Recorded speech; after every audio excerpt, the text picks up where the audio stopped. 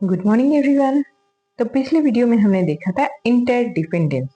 Human being grow up and fulfil there needs in society. Human beings को अपनी society में अपने जो फुलफिल होते हैं, जो अपने नीड्स होते हैं, उसे फुलफिल करने का मौका मिलता है।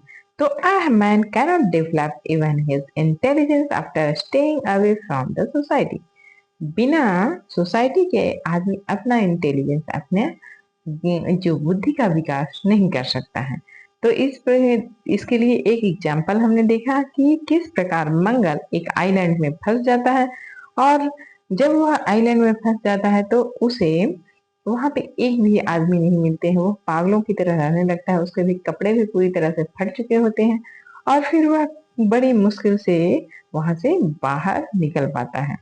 अब देखिए, हम इसके बाद हमने पढ़ा था कि मंगल थैंक्ड ऑल द पैसेंजर, जिन्होंने उसे उस आइलैंड से बाहर निकाला। नाउ आई रियलाइज, तब उसे पता हुआ that man cannot live in isolation, कि जो मैन होते हैं, जो ह्यूमन बीइंग होते हैं, वह अलगाव, आइसोलेशन मतलब होता है अलग। तो एक अकेला ह्यूमन बीइंग जिंदा नहीं रह सकता है। Life become very difficult, life बहुत ही मुश्किल हो जाएगा without the support of other. किसी दूसरे के सपोर्ट के बिना अगर हम जिएंगे तो हमारी जो लाइफ होती है वह बहुत ही मुश्किल हो जाएगी। हम अकेले लाइफ जीना चाहेंगे तो हमारी लाइफ क्या रहेगी, बहुत ही मुश्किल रहेगी। यहाँ कुछ क्वेश्चन दिए हुए हैं। Have you ever stay alone, बोल रहा है क्या तुम कभी अकेले रहे हो? What was your experience? तुम्हारा क्या एक्सपीरियंस था इन सच सिचुएशन, उस सिचुएशन में तुम्हारी क्या स्थिति थी, उस परिस्थिति में तुम्हारी क्या स्थिति थी? इससे तुम्हें अच्छा लग रहा था, बुरा लग रहा था? इस एक्सपीरियंस को आपको शेयर करना है। दूसरा क्वेश्चन है, why was Mangal wearing torn clothes on the island? बोल रहा है कि जो मंगल है वह फटे हुए कपड़े क्यों पहन रहा था? तो अब आप जान सकते हो कि मंगल उस आइलैंड पे अकेला था। मंगल उस आइलैंड पे अकेला था, जिस कारण अब वहां कपड़े कोई बेच नहीं रहा था, कपड़े कोई बना नहीं रहा था। पहले बने तो सही, पहले कपड़े की बुनाई होगा। कपड़े की बुनाई होने के लिए पहले वहां पे कपड़े के रेशे रेशे को तैयार किया जाएगा, और रेशे आप देखते होंगे कि हमारे जो कॉटन होते हैं वह कपास की खेती की जाती है, उससे कॉटन प्राप्त होता है, और उससे रेशे बनाए जाते हैं। जो सूती कपड़े होते हैं वो उनसे बनाए जाते हैं। जो रेशम के कपड़े होते हैं वो रेशम के कीड़ों से बनाए जाते हैं। तो वहाँ कपड़े की बुनाई नहीं हो रही थी, बुनाई नहीं हुई तो कपड़े बन नहीं रहे थे। तो वहां पे कपड़े थे ही नहीं, तो वो अकेले ही, वह जितने दिनों रहा वहां बिना एक ही कपड़ा पहने हुए तो था। इस कारण उसके कपड़े भी फट रहे थे। अब दूसरा और क्या था, why could he not be treated when he was ill? बोल रहा है कि why could he not be treated when he was ill? वो बीमार था तो उसका इलाज क्यों नहीं हुआ? इलाज होने के लिए भी तो हमें सोसाइटी चाहिए ना, कोई दूसरा आदमी तो चाहिए। हम अकेले स्वयं का इलाज कितने देर तक कर सकते हैं? हाँ, हो सकता है कि हमारे पास कोई हर्बल प्रोडक्ट हो, या फिर सर्दी है, खांसी है, तो वो थोड़ा देर के लिए। लेकिन वो हल्दी, वो सर्दी खांसी के लिए भी हम चाहे तो अदरक, तो उसको उगाएंगे तब तो। उगाने के लिए भी हमें जरूरत है, तो उगाने के लिए भी हमें उसको सीड की जरूरत पड़ती है। वो तो एकाएक हम कहीं से सीड तो प्राप्त नहीं कर लेते हैं। उसको सीड को किसी ने, जो हमारे जो प्रोडक्ट हैं, जो प्रोडक्ट को हम यूज करते हैं, उन सभी का क्या किया गया है, घरेलूकरण किया गया है। मतलब कि सबसे पहले ये सभी प्रोडक्ट यूं ही हमारी प्रकृति में बिखरे पड़े थे। तो हमारे जो आदि मानव थे उन्होंने इसको संग्रहण किया, उन्हें टेस्ट किया, हर चीज को टेस्ट किया, हर चीज को उन्होंने इटेबल नन इटेबल में छाटा।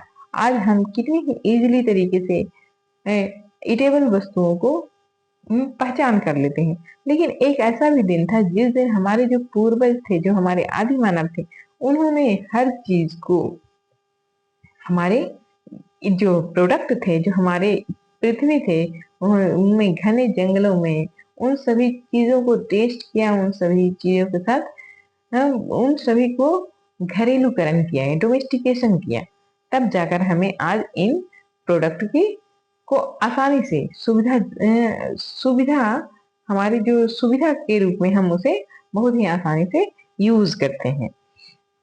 इंटरडिपेंडेंस इन सोशल लाइफ बोल रहा है कि जो हमारा लाइफ है हम कैसे दूसरे पे डिपेंड रहते हैं, आश्रित रहते हैं। आ मैन डिपेंड, एक जो आदमी है वो डिपेंड होता है on several other human being. आप जो होते हैं या हम हैं या फिर हर कोई ह्यूमन बीइंग किस प्रकार दूसरों पे निर्भर रहता है। Fill the tables given below to say whom you are depend on and for what. Why are you depend on parents? अब आप देख सकते हो कि आप अपने पेरेंट्स पे क्यों डिपेंड हैं। तो पेरेंट्स हमको हमारी जो जरूरतें हैं उसको फुलफिल करते हैं। जब हम बचपन से बड़े होते हैं तो हमारे पेरेंट्स हमारी जरूरतों को पूरी करते हैं। तो हम इस प्रकार हम अपने पेरेंट्स पे डिपेंड होते हैं। डॉक्टर जब हम बीमार पड़ते हैं तो हमें डॉक्टर की जरूरत पड़ती है, तो हम इस प्रकार डॉक्टर पे डिपेंड हैं। टीचर हमें टीच करता है, हमें पढ़ाता है, हमें इंफॉर्मेशन देता है, इस कारण हम टीचर पे डिपेंड होते हैं। पोर्टर मतलब जो बर्तन बनाने वाले लोग होते हैं, तो हम जो खाते हैं तो उसे खाने के लिए हम जब भोजन का संग्रह करते हैं या भोजन को बनाते हैं तो वो किसी न किसी बर्तन में बनाते हैं। इस प्रकार हम पोर्टर पे निर्भर रहते हैं। ब्लैक स्मिथ, जब भी हम कोई चीज जैसे घर बनाते हैं तो खिड़कियां चाहिए, दरवाजे चाहिए, चौखट चाहिए, तो ये सब क्या होते हैं, ये इन सबों के लिए हम ब्लैक स्मिथ पे निर्भर रहते हैं। आप देखते होंगे बड़े बड़े जब घर बनते हैं तो उसमें सरिया लगते हैं। और जो हमारे खेतों में जब हल चलाए जाते हैं तो जो हल होते हैं वो लोहे के होते हैं। जो आप छोटे छोटे अगर बागवानी भी करते होंगे तो उसमें देखते होंगे छोटे छोटे औजार का यूज होता है तो वो लोहे के होते हैं। इस प्रकार हम ब्लैक स्मिथ पे बहुत ही ज्यादा डिपेंड होते हैं। हमारे जो घर के अंदर बहुत सारे कील होते हैं, बहुत सारे इक्विपमेंट होते हैं जो लोहे के होते हैं। शॉपकीपर, हम अपनी रोज की जरूरतों का सामान दुकान से लाते हैं। फार्मर, जो हम खाना खाते हैं, जो दाल चावल सब्जी हम खाते हैं वो हमारे फार्मर उसे वो अपने खेतों में उगाते हैं। फैक्ट्री लेबर, जो हम फैक्ट्री का सामान यूज करते हैं तो वहाँ के जो लेबर होते हैं वो उनके उत्पादन में उनका सहयोग रहता है। स्वीपर जो हमारे घरों की, जो हमारे ऑफिस की, जो हमारे बाहर घर के बाहर या फिर ऑफिस में जो हमारी साफ सफाई में मदद करते हैं तो वो है स्वीपर। इस प्रकार डेली हम डेली बहुत सारे जो हमारी सोसाइटी के बहुत सारे लोग हैं जिन पे हम इंटरडिपेंडेंस रहते हैं। You live with your family, तुम किसके साथ रहते हो, तुम अपनी फैमिली के साथ रहते हो।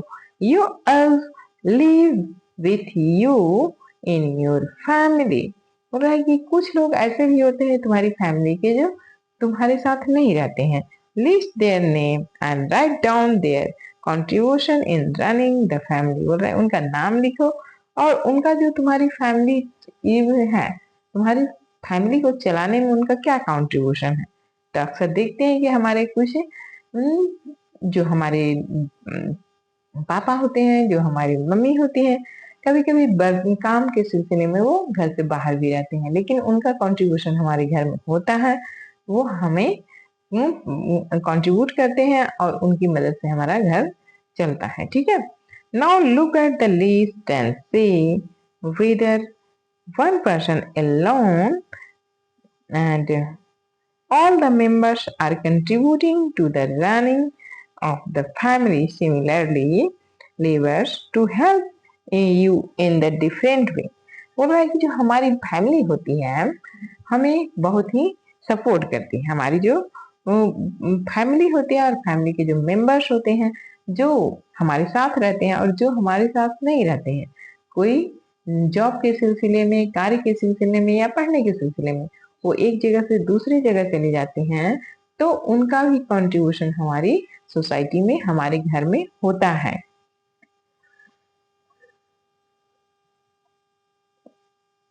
barber, washerman, shopkeeper, milkman, and several other helpsmen. बोल इसके अलावा हमारी बार बार जब हमारे बाल बढ़ जाते हैं तो हम उन्हें बार्बर के पास जाते हैं। वॉशरमैन होता है, जो शॉपकीपर होता है, मिल्कमैन होता है, ये सभी की जरूरत हमें पड़ती है। ठीक है, सेवरल अदर हेल्प में, और इसके अलावा भी हमारे बहुत सारे लोग मदद करते हैं, जैसे कि वेजिटेबल लेकर आते हैं बेचने के लिए बहुत सारे लोग, जैसे फेरी वाला होता है वो हमारे कचरों को ले जाता है, या फिर सफाई कर्मचारी आते हैं जो हर दिन कचरों को उठा कर ले जाते हैं। इन योर स्कूल, आपने स्कूलों में देखा होगा, द प्रिंसिपल, एक प्रिंसिपल होते हैं, टीचर्स होते हैं और अदर एम्प्लॉय।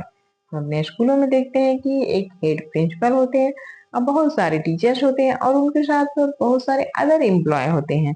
कोई क्लर्क होते हैं, कोई स्वीपर होते हैं, कोई प्यून होते हैं। तो and other employ all cooperate in functioning of the school. Right, जो हमारा स्कूल होता है उसको चलाने में प्रिंसिपल का योगदान होता है, टीचर्स का योगदान है, अदर एम्प्लॉयज का योगदान होता है। अदर एम्प्लॉयज और employ all never all cooperate in functioning to the school. Be perform several activity, हम बहुत सारी एक्टिविटी को परफॉर्म करते हैं। इन आवर फैमिली, जो हमारी फैमिली होती है, हम अपने परिवार में बहुत सारे फंक्शन को, हम बहुत सारी एक्टिविटी को करते हैं। नेबरहुड, पड़ोसी, स्कूल, विलेज एंड सिटीज और शहर।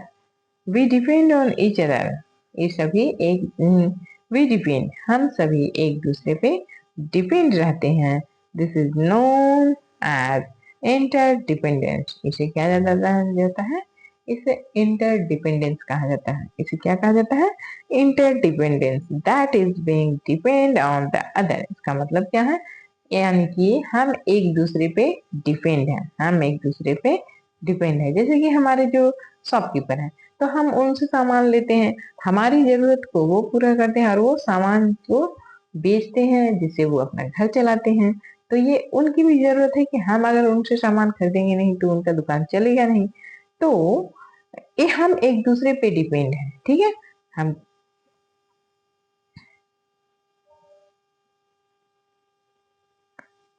Activity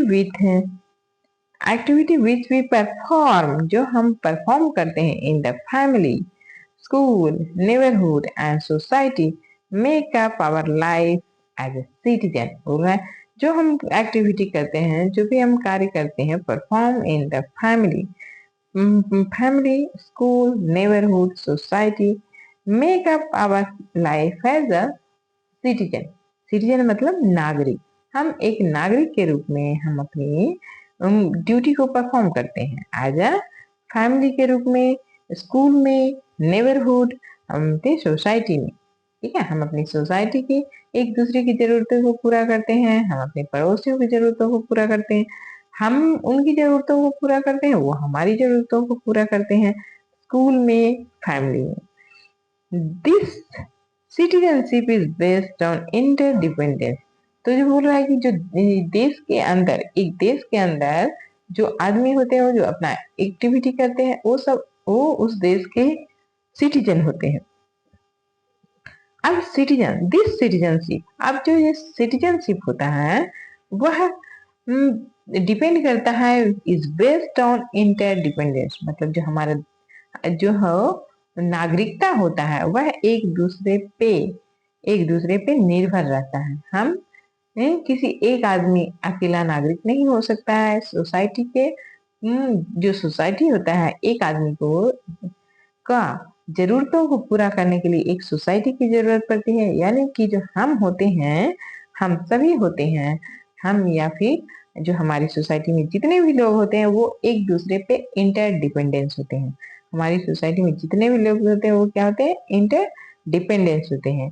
think what will happen if the only doctor R वद द ओनली डॉक्टर आर वद of your village goes out from a long time. बोल रहा है कि अगर तुम्हारे गांव या शहर में सिर्फ एक ही डॉक्टर है और वो बहुत दिनों के लिए है, कुछ दिनों के लिए, लॉन्ग टाइम मतलब बहुत दिनों के लिए, वो लंबे समय के लिए वह शहर या गांव से बाहर चला गया है, तब तब क्या होगा।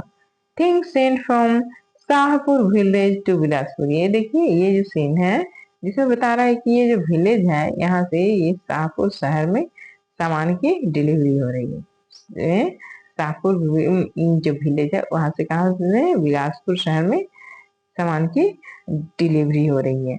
और यहीं पे दूसरा पिक्चर हम देख रहे हैं कि यहाँ से शाहपुर से भी सामान की डिलीवरी हो रही है विलेज में।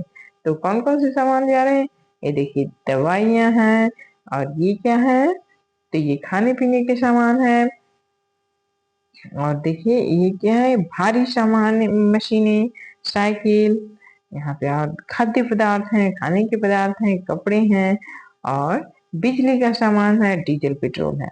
तो इस प्रकार हम देखते हैं कि जो शहरों से गांव में सामान आता है और गांव से शहरों में सामान का निर्यात होता है। इस प्रकार हमारे जो गांव होते हैं शहरों से जुड़े होते हैं, और जो शहर होते हैं हमारे गांव से जुड़े होते हैं। Things and from Bilaspur city to Shahpur. बोल रहा है कि ये जो सामान है वो बिलासपुर टू शाहपुर जा रहा है। बिलासपुर यानी कि यहाँ पे ये पेट्रोल डीजल हमारे देश में ये बहुत ही कम क्वांटिटी में निकाला जाता है।